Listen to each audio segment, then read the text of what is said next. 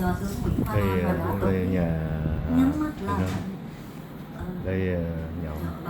Bài Dạ, những cái bài Nguyễn Hoa Nam. dạ, đó cái bài mà em ráp trong viết cái mà. Đó là phải biết cái tựa cái đầu bài, chứ còn nó mà hát câu thì nó nhiều câu.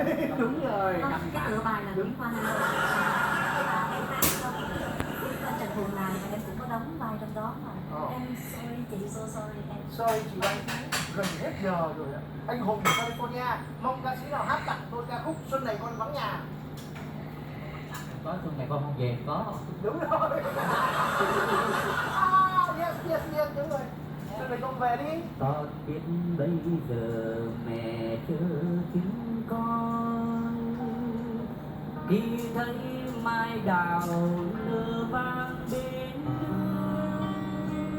Năm trước con hẹn đầu xuân sẽ về, nay mới đây chưa mà tình con vẫn xa ngàn xa.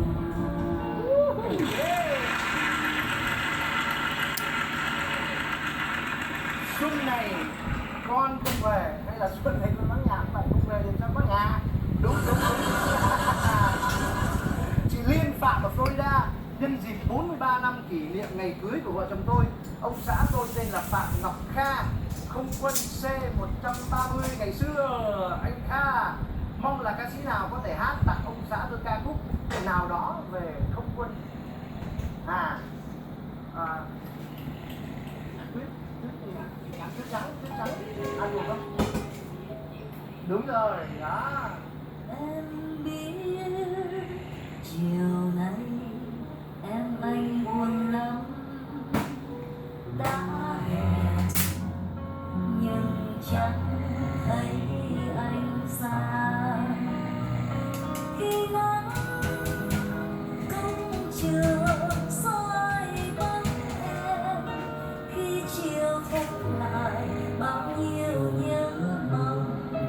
Khi đường mây chờ anh tung cánh xanh.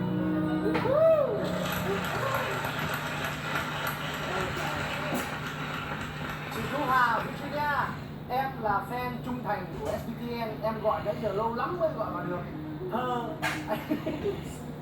Thơ anh Thành đọc hôm nay hơi mặn một chút. Ôi ơi, còn nhiều cái còn mặn hơn nữa mà.